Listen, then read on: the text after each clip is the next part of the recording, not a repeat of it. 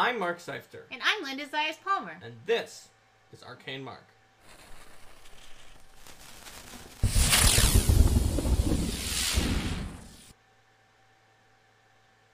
Welcome everyone to GM Tools using subsystems. Subsystems are a kind of feature that, although they're not always called subsystems, show up in pretty much every RPG beyond those that are so narrativist that their rule system is simple enough to use it every time you're doing anything. Mm-hmm. A subsystem basically means that you're not running the simplest expression of the game's engine, but instead have taken something that would otherwise be overly complicated to do using the core engine of the game in nitty-gritty detail and combined it into a more abstract expression of itself. Very commonly, this could be that a subsystem, for instance, adventure paths have just for years had subsystems that are like, well, each of these things that you do well or particularly well give you more points, and that determines how well your empire goes or your rebellion goes or anything like that. And almost every subsystem is going to have some kind of points that you're earning, which may be a currency that you can then spend, or oftentimes is just a number of points that you tally up and see, okay, if you get certain number of points, over a certain number of points, this happens. If you get under that number of points, this happens. Maybe they have a few different thresholds and things like that. It's not a guarantee with an RPG that all of its subsystems will work like that.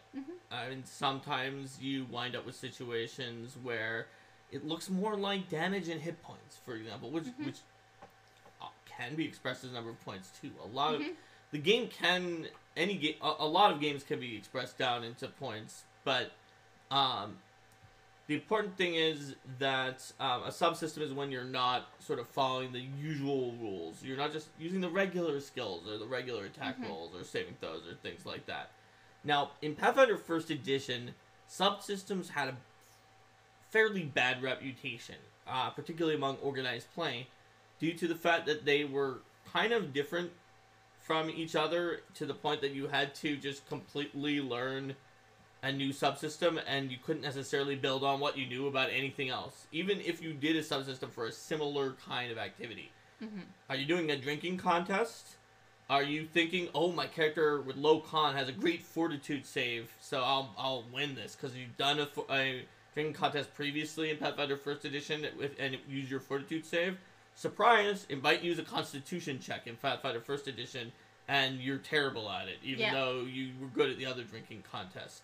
Similarly, a lot of other subsystems just will go out of your character entirely, or otherwise use something that is unfamiliar or otherwise unexpected. And this can cause players to feel a little distanced or disconnected from those subsystems. Yeah, and I know that one of the things you've talked about is how that was sometimes necessary in first edition subsystem design, like with the verbal duel rules. You couldn't just say, let's directly port over everyone's skills with all the bonuses they could have, because you can't really have a balanced system that works around that. Otherwise, the face, even with the -2s that you pick up, just does it, and nobody gets to talk. Even with the multi-way rules, because their bonus is 50 higher than the next person or something like that. So as long as they haven't won 25 exchanges, yes. But I think that's true. Like with a lot of subsystems, that one of the good things to have subsystems do is have a way to represent ways that everybody in the party is contributing toward a larger goal. That's one of the benefits of a well-designed subsystem for sure. There's also one other thing that made subsystems a little bit scary back then. I don't want to dwell too much on where they were scary then, but more on how can we use them now, which was that organized play had an maybe unfortunate tendency to simplify the bigger subsystems into a different simplification each time. In the case of some special adventures I played, the same subsystem was simplified in multiple ways in the same adventure, but each of which were not the same simplification. Yeah. So we definitely have a strong goal going forward to, well, first of all, the subsystems in 2nd edition are a lot simpler, so they're easier to work with just out of the box. And second of all, like to have subsystems be portrayed as they are in the game mastery guide, so that people, or you know, if they're not like exactly the same as something in the game mastery guide, it's like it's this system and it has this one extra little piece that very much fits within the framework. Everything uses the same terms and needs the same things and stuff like that. That's right. And as the design lead for Pathfinder Society scenarios so far, and the design liaison onto the organized play team, it was important to me to make sure that we sort of reverse that trend by a better communication from the design team to the organized play team. And to that end, let's talk about subsystems in Pathfinder 2nd Edition. I'm not shy about bugging you anytime that I'm going to include a subsystem and stuff to make sure I'm doing it right. Because if you don't know about the Game Mastery Guide and what's in there, you might find, if you've been playing Pathfinder Society scenarios, that even from the very first 1-00, that subsystems aren't that scary. They aren't that different than what you've been doing all along. And that's because the way the subsystems are sort of formatted is an attempt to unify the underlying mechanics, expose them to the GM and the players, so that the players feel comfortable, they know what's going to happen with the subsystem, and you can build your own subsystems, which organized play has been doing from day one, and sort of getting you used to the way that subsystems work in Pathfinder 2nd Edition. I mean, when I mentioned points before, sort of the first thing that the subsystems chapter in the Game Mastery Guide That's how we do it. Is a victory point based system. And looking at that, I realized that just how many of our systems are sort of based off of you earning some kind of number of abstract points rather than trying to have to describe every possible effect of everything. Or could have been. In some cases, they weren't, but they could have been. Yes. Because you were doing things that were like you gained 3 favors, but could they have been points though, or favor points? They probably could have. Yeah. So that's exactly it. Basically, when it comes to subsystems in Pathfinder 2nd Edition, you can build one of your own, because we start off with the sort of teach you how to fish rather than just handing you a bunch of fish. Very first thing, victory points section. Boom. They're a tool that you use to build subsystems. They're the building blocks of subsystems. And the most basic ways to do it, usually, are players gaining points. That's because addition, adding small numbers is very easy. Subtraction is a little harder, and subtracting feels worse than adding. So usually, the most typical victory point subsystem is going to be like, do a thing. Critical success, gain 2 of the types of victory points for this subsystem. Success, gain 1 victory point. Failure, no worries, nothing happens. Critical failure, you lost a point. Wow, you did something, but you really stuck your foot in your mouth or something. That is the most common victory point subsystem, and you'll see it all across the Game Mastery Guide. You'll see it in various Pathfinder Society adventures. There's also diminishing victory points, because just sometimes, like, when you're carrying a dragon egg, it's not going to get less cracked based on how well you do at balancing, like, over a ledge. There might be a different way to make it less cracked with a special, like, thing that you can do, but, like, if you critically succeed at balancing over a ledge, it's not better than just... Yeah, but there may be some cases where a critical success could give you a point back. That's right. So then, other than that, a success doesn't do anything, a failure loses 1 point, and a critical failure loses 2 points. So it's very much of the whole, like, the extreme is changing by 2 points, the standard is changing by 1 point, and then, like, on, like, the critically successful level, then the critically successful level for diminishing, or the critical failure level for the other direction, you may actually move the points in the direction that's not expected. That's right. And there's more complicated versions you can build, such as you can have infiltrations where you're trying to gain the infiltration points to actually infiltrate, but you're building up these these bad awareness points based on failures that can cause countermeasures and other things to happen. But 2-0 or 2-1-0 -1 stuff has been super duper useful in organized play. It's just kind of the foundation of the way we've been doing group skill checks as a whole. So, like, when you say subsystem, I think one thing that's worth pointing out is that, like, subsystems don't have to be this big, giant thing. It's the foundation of how we've been doing a lot of group skill checks and organized play, because there's a sense in the if you look at the skill section in the core rulebook, it says, like, a lot of the time you're not going to expect that everybody's going to roll and you're just going to take the best. But in a lot of situations in Pathfinder Society, you would have cases like that. And because the tables are going to be so varied, we don't necessarily want to have the one check that has to have the high enough DC to be appropriate for that, because it may be a table where just nobody has that. Right. So we look a lot more toward building encounters where it's a matter of everybody working together, and then you're trying to accumulate a certain number of successes. Yep. With using a basic it's so victory common point in system. Pathfinder Society that, like, multiple scenarios in a row for the releases when I was going through, my comments again were like, hey, please put it into a subsystem like this. And then I kept giving that comment for a little bit, and then after that, I just started seeing that Organized Play was using these, like, you know, these really great new subsystems and just completely using the victory point rules. So when I finally sent the ones over we wrote for Game Mastery Guide, they were like, oh yeah, we don't need to read this. We figured it out. We got it now. Yeah. Well, I mean, we call it the 210-1. Because it's just like... That's what you guys call it? Yeah. Back from before victory points Back were from out? before victory points were out. And I think we're still been calling it that. Fair enough. Kitsune Warlock's wondering if there are adjustments you need to make if there's a subsystem during a combat encounter. You could still do it, but you need to keep... if you... let's go off on this minor tangent about combat encounters and subsystems for a moment before we continue by talking about using subsystems overall. Yeah. The biggest danger of a subsystem during a combat encounter is something that I'll just tell you a story that was not at all about a subsystem, but that explains a possible design problem. I was playing a game of 3.5 D&D with my telepath. I had a power called Ego Whip that did charisma damage. Alright, so we were fighting a boule. It was very dangerous for our level, but I was pretty convinced that I could charisma damage it down to being in a coma from the charisma damage alone.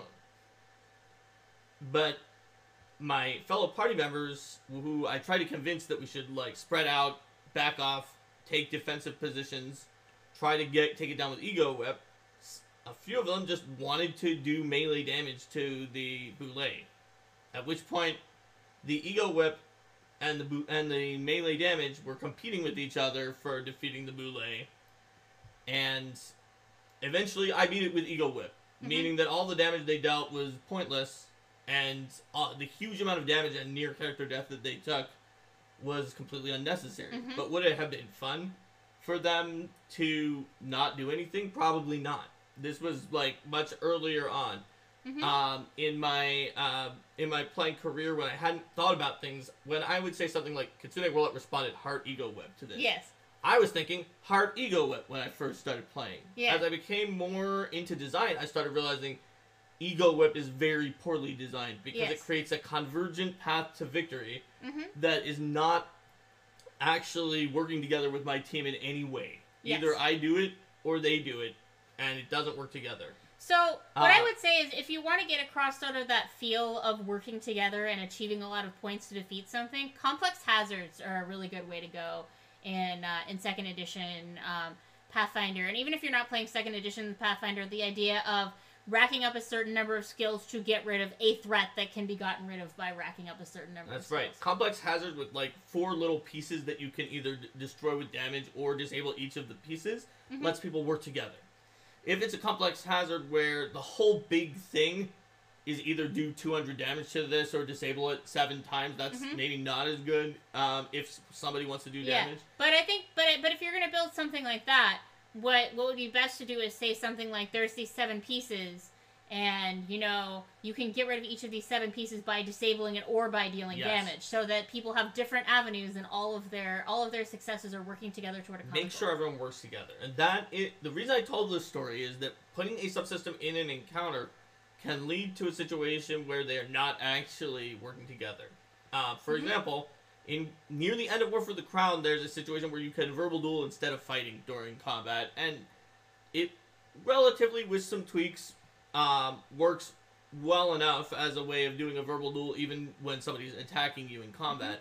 But it does mean that my party immediately realized we should all be verbal dueling or nobody should. And if somebody isn't, they should be healing or whatever we need to do. Nobody should be attacking the main person for damage. Yeah. And it's fine to use a subsystem if you make sure your players know that, but if half my group had done a verbal duel and half had done a physical duel, I think they would have just failed at everything. Yeah. And another thing to keep in mind with subsystems versus combat encounters is sort of the time scale. If your subsystem operates more on a sort of encounter mode or downtime level time scale where it's abstract. Exploration or downtime? I'm sorry, exploration. What did I say? You said encounter. Oh, I meant, sorry, thank you. But I meant exploration mode or downtime mode time scale where it's trying to be something that represents things that are happening over many minutes or hours or even days. And then you try to apply that same logic to the round by round nature of encounter mode, then sometimes you can get weird stuff that comes up.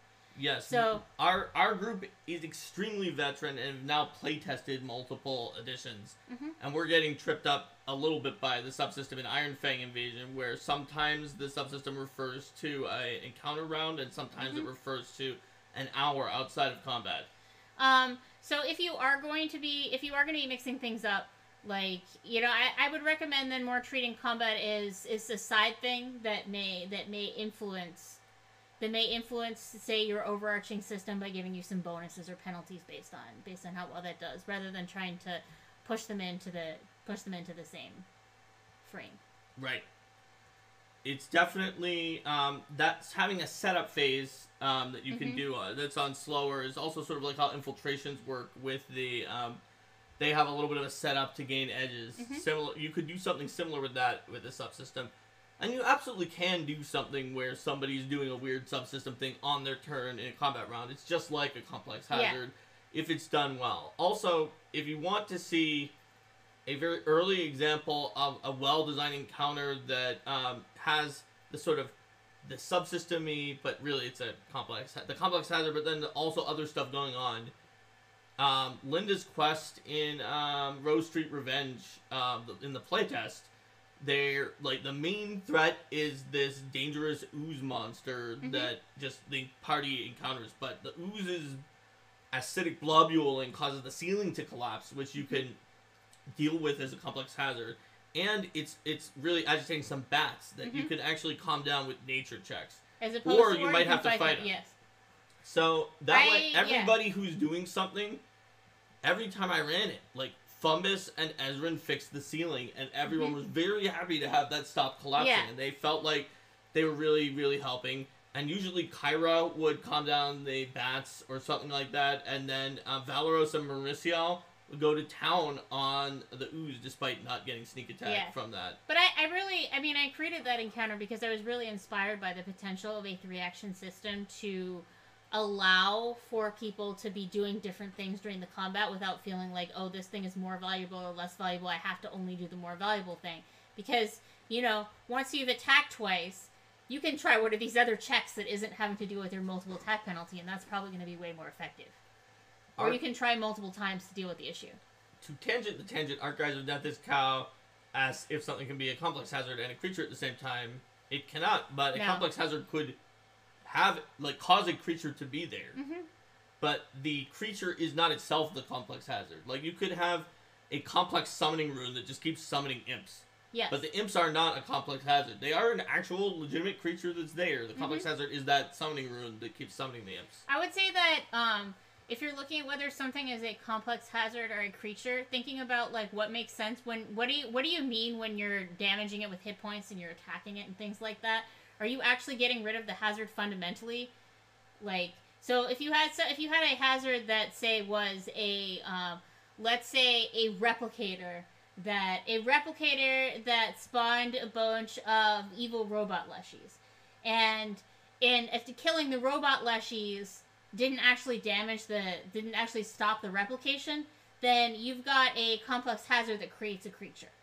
Not that you recently had a situation where you had to determine something that was in between a creature and a complex hazard. And decide which one it was, yeah. Alright. So, Yeah, complex hazard would need to follow a routine, and I'd say that like if you've got something and it's kind of like, and it's kind of in between, then yeah, flensing blades is this a hazard or creature exactly? Mm-hmm. So yeah, that's an example. The factory portion of it would be the complex hazard, and the leshies themselves would be the creature. Yep. Mm-hmm. So let's peel back the squirrel onion a little bit. We were talking about victory points. Yes. So it's also possible that enemies might be earning victory points. However, there's a few reasons that you don't necessarily always want to. There's one type of thing you don't want to do, and that is the PCs. Let's say that like the PCs and the NPCs are both trying to persuade the mayor to their point of view. And the PCs can do their thing, which gives victory points 2, 1, 0, -1, as you say. Yeah. And the enemies can do their thing, which subtract victory points in a way that's roughly balanced, but usually tilted the PC's favor like most things. The problem with that is that a status quo can wind up going forever, as you just get, +2, -2, +2, -2, +2, -2. What you can do is have enemies that are maybe racing the PCs to a certain number of successes. So, like, say that it's a longer duration thing, and you're racing each other to 20 victory points, and then the enemies go up by a certain amount, a certain fixed amount that you've decided ahead of time, and then the PCs go up by, and then the PCs can go up by however much they go up by, and see if they can keep up with that rate. Mm-hmm. That's right. So, let's talk a little bit about sort of setting the scale, which Linda talked about already when we were going into could you do it during an encounter. Mm-hmm. So, it's important when you're making any kind of subsystem to determine what's the scale. Mm-hmm. Is it an encounter? Is it combat encounter? Like, can it happen in seconds? Is it an encounter but not a combat encounter? Mm-hmm. So, it's a dinner party that takes a few hours, but that encounter encapsulates the entire use of the subsystem? Is it something you're tracking the entire campaign? Like in War for the Crown, where you figure out, like, how does your new Empress do? Mm-hmm. You've been tracking that the entire campaign. And it really makes a difference on your scale with how nitty-gritty you're going to get in terms of exactly what people are going to do in the descriptions of it. But it may not necessarily make a difference in terms of how you design it, if that makes sense. Because if it's something that's fundamentally based on, rolling a bunch of different skill checks and seeing how you do and comparing that to certain values and accruing points. Like, yes, a long-term one is probably going to have more checks just by virtue of the fact that you're doing it over a longer time. And a short-term one, you're not going to want to clog up with a bunch of checks. But the fundamental idea of, you roll the dice and you track up points is going to remain the same. What's more going to be the difference is how you describe what you're doing. So if you're describing, like, oh yes, I am attempting to stop the poison gas vents from flooding into the room, versus, oh, this check represents how well I gather supporters in the dockside district of this city. Also, the number of points you wind up with depends on, like, if it's across the entire campaign, you might wind up going up to, like, 40 or 50 points, but it would be excruciating to have a single encounter where you had to earn 50 points. Yes. That being said, you could have a low total even across the entire campaign if it's something that's comes up not very often. Like, the aforementioned How is the Empress War for the Crown subsystem, I think that you guys wound up with a score of like 16 in your highest score, which was incredibly high for that subsystem. Yeah.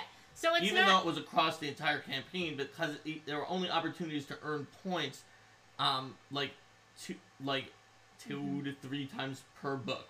So I think what you're saying there is that it's not the term of the campaign. It's not the scale or the duration of the system, and the scale of the system tells you how many points you should have directly. It's more the scale of the system tells you about how many checks and opportunities is appropriate, and about how many checks and opportunities is appropriate is what tells you kind of where your endpoint should be. That's right. And in general, like Linda said when she just started off with why Pathfinder Society uses them all the time, one of the best things about subsystems is they allow you to create a framework and a reason to allow everybody to participate. Usually that reasoning being that the subsystem measures things out in some kind of time increment, so you might as well be spending your time doing something rather than just letting the bard talk to the king over and over again, and it doesn't take any time. In the same way that combat rounds do this for an encounter. You would never have a situation in an encounter where anybody was saying to the player of the rogue, oh, just don't do anything, the barbarian does more damage, just skip your turn. You wouldn't, because it's all being measured out via round by round, and your turn matters. So subsystems are to make everybody's turn matter, because they often have a timing-based component of it, where you either have a certain number of turns, or the fewer that you take, the better it is for some other reason, or the enemies are building things up during that time period. Or you might have something where it's sort of, you can't have one person in every place at once. Stuff going on. There's only there's only so much that one person can do toward a particular objective. Exactly. So it matters, say, what percentage of the party is able to make a positive impression on this particular group. Because even if just only one person did, then the whole group isn't going to be able to get access to a particular area. To use another example from Iron Fang of where this worked very well, there was a subsystem about preparing a city to be attacked. And because of the fact that it had a lot of knowledge checks on it that were like weird knowledges most people didn't take, my Rebirth Psychic was the best person at a large number of ones that people didn't really specialize in. But I couldn't do them all, so we still needed to use other characters who had one rank but didn't add half their level with an int-based character. And so we had to figure out, it's like, okay, this is the one that I have that nobody else has except for the bard. So I have to try that. And here's the one that the profession soldier that only the monk has. And it can turn into, for some players, an interesting situation of trying to figure out who can cover which bases. For others, they just kind of like to go with the flow and role play what their character is most interested in doing. So you have to figure out what's best for your group. I would say that generally, even though subsystems allow you to have certain things where it's like, this is an obstacle my PCs are just really going to struggle with, even though they do allow you to have that, and sometimes it makes sense to put in such things, it's usually a good idea for whatever challenges you're putting in front of your PCs in a subsystem for them to offer multiple ways to resolve each one. So that way there's going to be some that multiple ways to resolve each one, and there's going to be some overall that are going to be easier for whatever your group is than others. But that way there's not something that the group PCs reach and then they're just like, well, we can't deal with this. Especially because subsystems in some ways, so I think one thing to talk about is sort of creative solutions in subsystems, and like, so let's say that you have an obstacle in a chase, or an obstacle in an infiltration or something like that, and the PCs just are not good. There's an obstacle, and there's like only 2 skills to get past it, and the PCs just like do not have those skills. So what would you recommend for GMs if they have a group that just like, nope? So the one thing about chases in particular is that chases sort of discuss the fact that you need to be pretty careful about where and how you select the challenges for the chase. However, if there is just something and you look at it and you say, oh my gosh, yes, literally no one can do this. Yeah. It's the skills were acrobatics or stealth. A reasonable party would have someone who has one of those 2 skills, or a way to add their level, especially in Pathfinder Society when Pathfinder Field Agent does that. Yes. But my group has nobody with any of those skills whatsoever, and the DC is like 30, so it's impossible. You could just like penalize the PCs and draw a new chase card. You could be like, well, guys, yeah, you saw this obstacle and you could tell that there was no hope. So I'm going to say you guys lose a turn going around. I'll put up a new card for you and the enemy gets the turn because you just saw that you didn't want to do this and you didn't go there. Yeah. You can also, like, if the players have, like, the perfect solution to it that isn't one of the things that are listed, you should obviously allow that. But that is not actually a remedy, because the same groups that don't cover their bases are also the groups that are less likely to have the perfect solution that they can pull out of their pull out of their hats. Consider Warlock as an example. Enemy gets a turn to drink a potion. Yeah, like some. I mean, it's part of the whole like fail forward idea. You don't want the story to come to a screeching halt, but you also do want there to be some palpable difference between succeeding at the check and failing at the check. And Consider Warlock says make sure the story can continue if the players fail the subsystem. That's true when you're talking about rewards for the subsystem. That's sort of the last thing to think about. What do they get? Treasure bundles. What do they get for the subsystem? In Pathfinder Society, it could be bonus treasure or a special boon.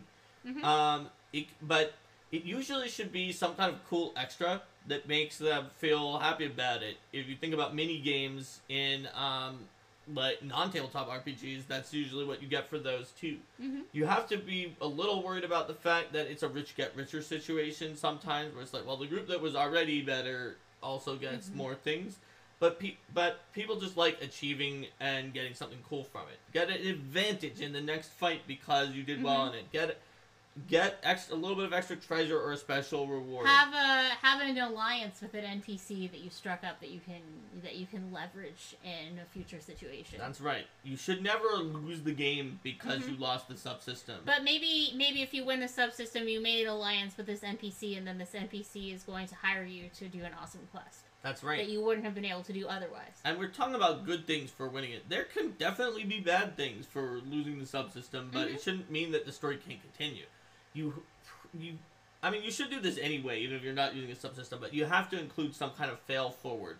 Yeah. You've got an infiltration to steal the diamond from the king, and that's part of the story, but the PCs actually just get caught.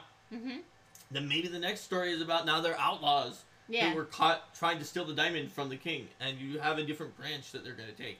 Because maybe, actually, the story all along was that after they stole the diamond, that someone else who was hiring them double-crossed them and ratted them out to the king. But they had to at least give them the payoff, so what they lose is the payoff. But already, not only were they caught, but their names are being leaked because their patron was a jerk either way. Yeah.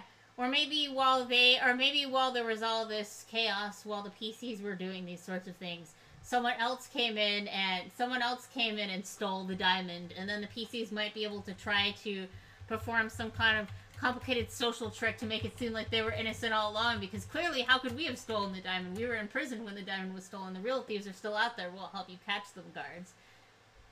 And then the guards are like, well, we're going to put this scrying beacon on you, and if you don't come back, if you haven't caught them in 1 week, you're going back to jail, and your sentence will be twice as long, so you better track them and deal with them for us. Or whatever. I mean, we can come up with as many ideas as we want. That's right. So, let's take a look. We've talked about the general ideas of using subsystems. Let's take a look briefly at some of those subsystems that are in the Game Mastery Guide that are pre-built.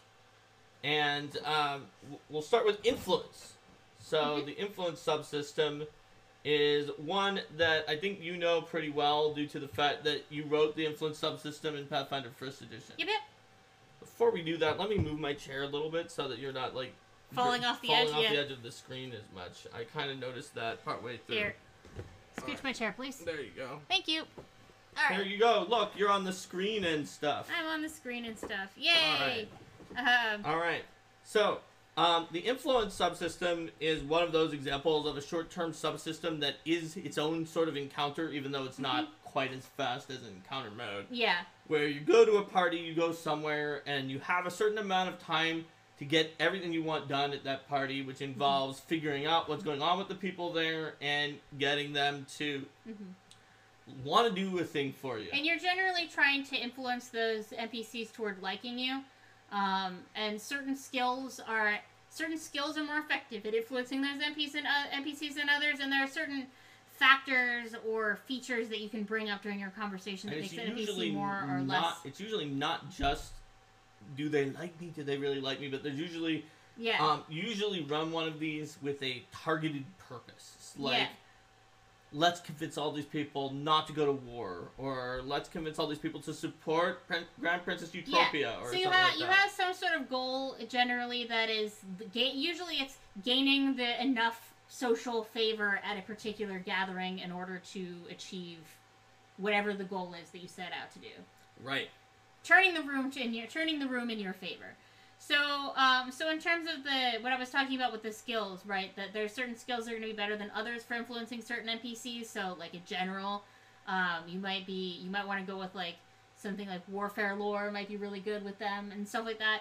And certain facts that you might mention or things that you might bring up or certain PCs with certain characteristics might be more effective. So a PC who has a soldier background or who talks about who her sort of demonstrates military knowledge might get some kind of an advantage in that conversation, whereas a PC who shows themselves to be, you know, rather sort of sloppy and reckless and chaotic in their actions might have a harder time. So then these would be represented by weaknesses. Would be things that the NPC is sort of weak against. If you target them with those sorts of facts or statements or things like that, it's going to be easier to convince them to your side. Resistances would be things that they find particularly not compelling.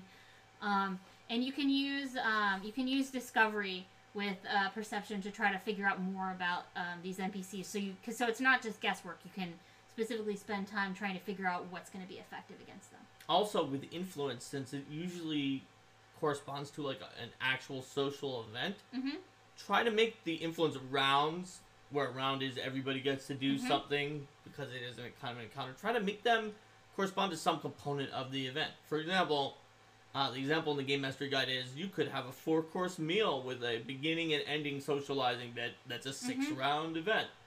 And so, in between, it's like everybody does their thing, and then you describe the next course as it's brought out as a palate cleanser to, rather than just go in the circle. It's like, Linda, what do you do? Warfare lore again. Okay. Yeah.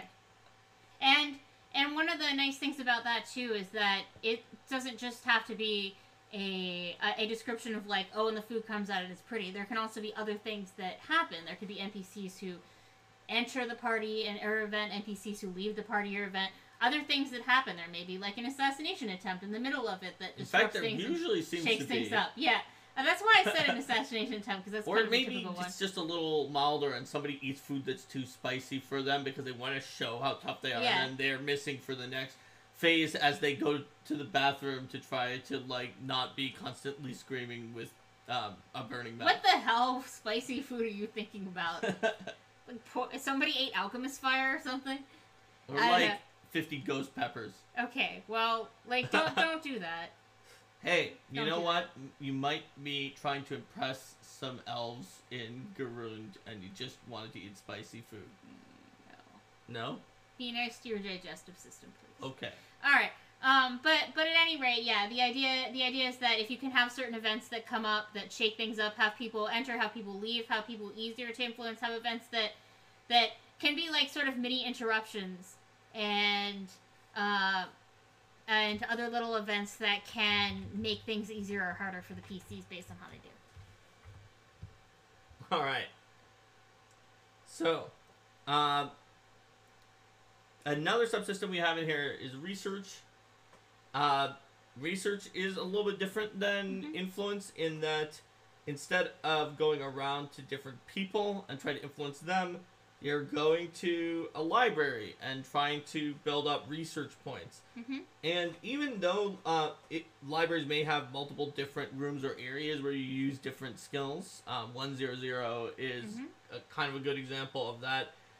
Ultimately, the research point thresholds are usually a shared experience. In fact, in Pathfinder 1st Edition, it was sort of represented as hit points, and you were doing knowledge points. You were doing like knowledge damage. Deal knowledge damage. I punched the book with my intelligence. For the purpose of being it easier to learn, and everything was just victory points. You gain research points, and when you get past a certain threshold, something cool happens. And I had a lot of fun writing the Glade of Forgotten Time for, as an example, library that's not just what you would expect, because it's actually a fairy glade, and all sorts of weird things happen.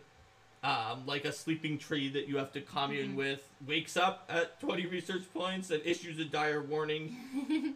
And now you can use diplomacy on the tree instead of the thing you needed to do to So I think one interesting point there is that a research system doesn't have to mean you go to a library. Yep. And you spend all of your time in the library. Technically, in the research subsystem, the rules term is a library. Yes. So the Glade of Forgotten Time is library 7. Yes. But it doesn't literally have to be like a room with books on a shelf. Yeah. It just has to be some means of gathering information from a large trove is sort of the thematics. Absolutely. And otherwise, it could be like the library that Serena Wester was studying from on the elemental plane. Made out of crystals. Made out of crystals that she spent so much time there that she got all caught up in it, lost track of time. Research points 50, you become an Oriad. Research points 50, you become an Oriad. Also, all of your fellow Pathfinders assumed you died on the plane of Earth because you were too busy geeking out over what you found there. That's right. That's for even more research points. Yes. Alright, so chases are one of the most famous in Pathfinder 1st Edition. They came out, like, in Curse of the Crimson Throne pretty early on, even in 3.5. And they're famous in Pathfinder Society for the fact that a lot of the chases had certain areas or cards where you might just get stuck.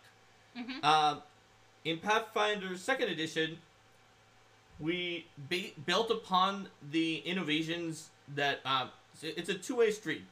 Because when it came to talking about these 2-1, 0, -1 system and showing how we're doing subsystems, I was telling that to the organized play team. But the ones who showed us how to build a chase that was more satisfying for players were the organized play team.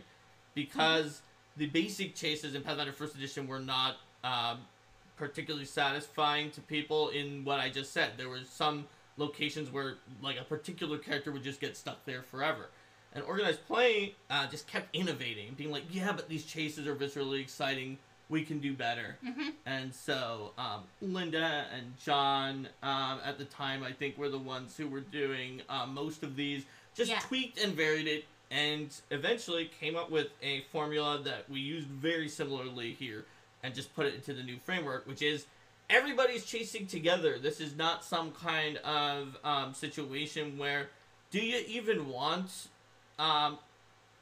one person, the first level wizard, to wind up finding the like 7th level werewolf that you guys were about to fight because he's playing up into the 3-4 by himself, and he's the only one who caught up.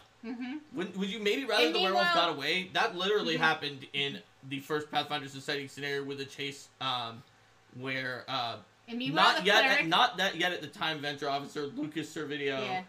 His level 1 wizard caught the werewolf, and we certainly didn't with all of our level 4 and 3 characters. Ezrin gets there. Meanwhile, Kyra's just staring up at the climbing thing, being like, I'm not trained, I don't have any ranks in climb, and I'm wearing medium armor. This isn't going to go well for me. To this day, I'm still shocked that he lived. But chasing together as a team effort means that in that particular one, there was a square that my Oracle literally couldn't pass. But there were a lot of other ones that could have helped a lot. So it means that somebody could help my Oracle through that square, and then I could just really go to town on some of the other obstacles. As a team, we're stronger than the sum of our parts.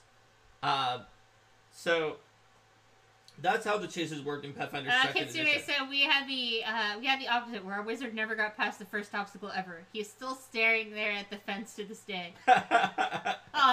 I'm just imagining the Pathfinder Society sends a body recovery team expecting he's dead, and he's just there staring at the fence, and they're like, dude, are you okay? It's like, I need to make it past this fence!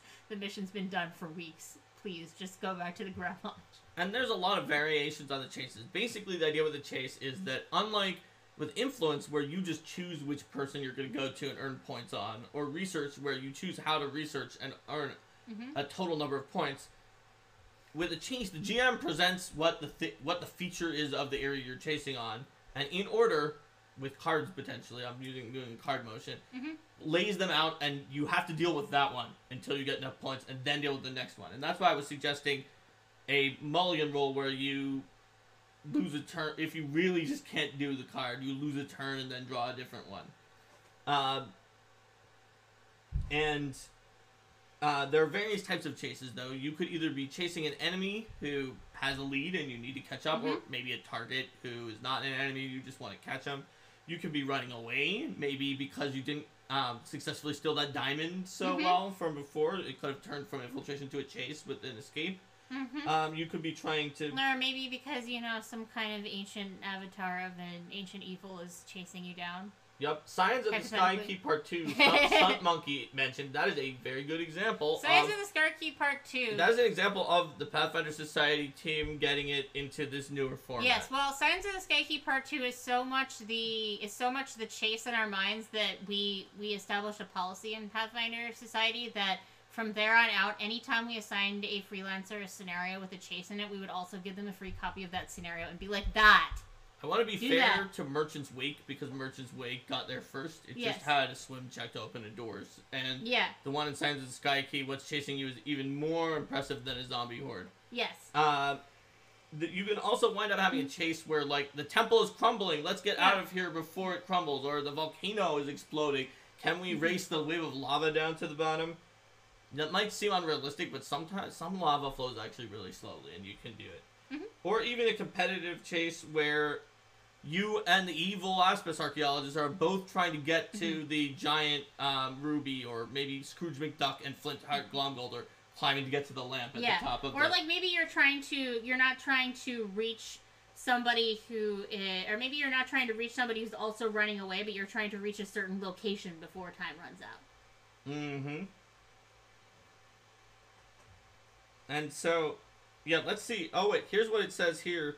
It says here, if the PCs get stuck after 3 rounds of struggling with an obstacle that requires the standard number of chase points, it's a good idea to just say they found another way around it. Yeah. So that also works. My suggestion of mulligan them after 1 round, they still have to do another card.